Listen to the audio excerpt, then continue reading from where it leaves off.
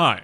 Just one more update on the weapon mastery challenges. Yeah, this is a pointless video. Hopefully after this I'll be done with the topic for good. Thankfully, from what I read, people seem to be happy to let me autistically talk about this for way longer than is needed. I'm here because I can give an update on the wondering if anything might change someday, like maybe this was a little accident, little lapse of judgment. Well, Joe Cecot said in a response on Twitter that no, they don't want them to be retroactive. It's meant to be a new grind starting for everyone in Season 4. So, yeah, bummer, I guess. Thanks for asking that question nicely, Chef Goujon, I recognize your name. Please nobody be harassing devs about this. Shouldn't need to be said, and I haven't seen any, but just want to make sure. Don't be assholes about something this incredibly insignificant. Remember, if you want to be listened to, always lead with insults. It definitely doesn't make people defensively shut down and rationalize you as hate to brush you off completely. If you tell people how stupid and wrong they are, they tend to completely agree. That's how you have a productive conversation where you share ideas and build a common understanding, maybe change some minds to make things better for everyone. Twitter is great. Love it. So many virtuous people doing so much good for the world. Really helping us solve problems.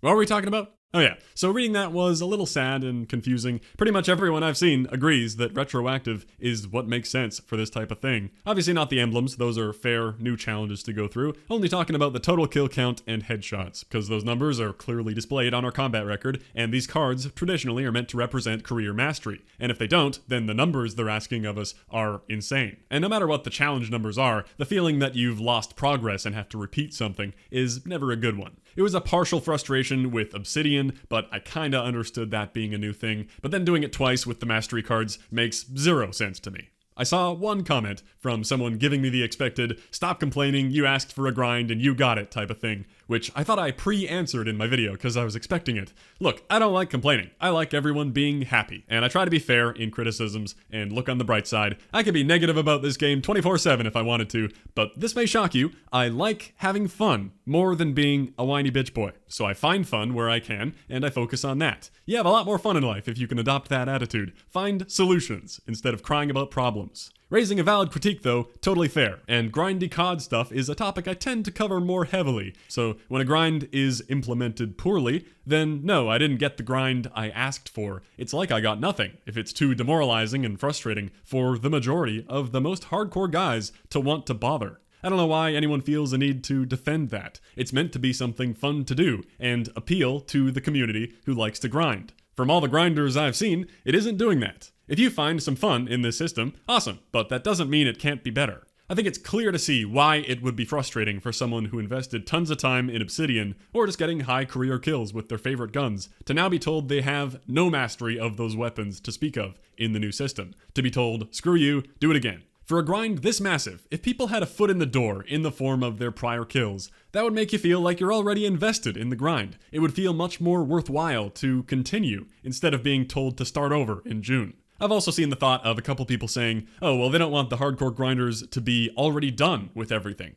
Yeah, I get the thought, but no, that isn't it. I don't think you quite understand how many headshots 1,000 is. There are lots of people who play every single day, got Damascus ages ago, and probably only have 100 or 200 headshots with most of the guns. And remember that this mastery grind includes all the DLC guns as well, so 1,000 headshots with the crossbow, only starting after gold of course, 1,000 headshots with every shotgun, every sniper, sidearm, and that's nothing compared to all the ARs, SMGs, LMGs, shooting down 1,000 things with the RPG and Joker, a lot more melee usage. Even if shipment came back and never left again, that is a ludicrous amount of time. Nobody would just be already done with everything upon making it retroactive. Some hardcore guys would be a heck of a lot closer, I know. Maybe they've got 70% of the calling cards dropped in their lap right away. But hey, they've earned it, and we're kinda 70% through the year. They'll definitely be motivated to continue grinding to finish it off. That's also what the emblems are there for too. I think it's awesome to have one retroactive part and one new part that isn't too painful in terms of the numbers, and has some variety, so you're moving from thing to thing fairly quickly. Even if slide kills are annoying with some weapon types, I know, but that's a challenge. Load up on hipfire attachments, and give the underbarrel shotgun a try for ARs, by the way. Anyway, I think that's clearly what you want to do at this point in the life cycle. Motivate grinders to continue grinding, not start from scratch, because that's really hard to do. That's inherently very demotivating.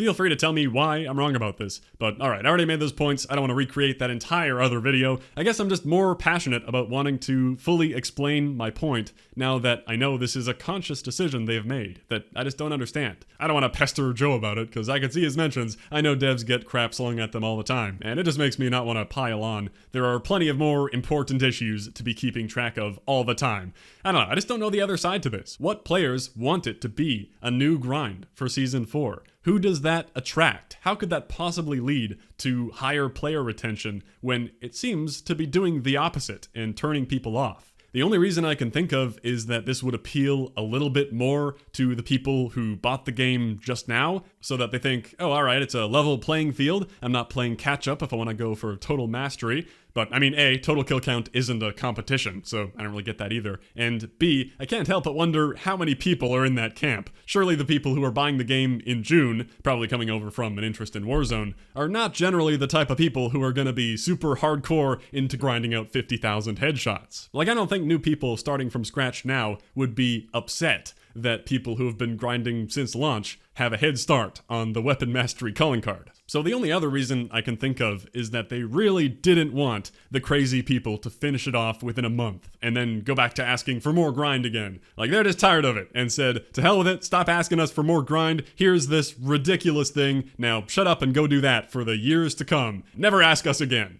Well, the problem is, if you go too far, then nobody wants to bother, so there's a careful balance there. I stand by saying it's okay if you want to make some crazy objectives for the crazy people. It doesn't matter if it appeals to me or not, but losing progress we feel like we already earned doesn't sit well with anyone. Surely, with retroactivity, more total people would be interested and have a reason to stick with the game, to continue what they started. Because I know having it this way is causing me to feel checked out in a very similar way to the Blackout paint cans. In this game, there are still some other things that interest me about Warzone or sticking around for the seasons, but I've seen a lot of that similar sentiment with this grind flop being the end for some people. And for me, the parallels are funny with the paint cans. This was a late life cycle mastery type of thing that I was semi-looking forward to because it was talked about for a while. It sounded like it had promise, and then it happened, and was the complete opposite, something I completely disagree with. Anyway, I've now rambled about this for no reason twice. Please enlighten me if you think making it a new grind attracts more total interest.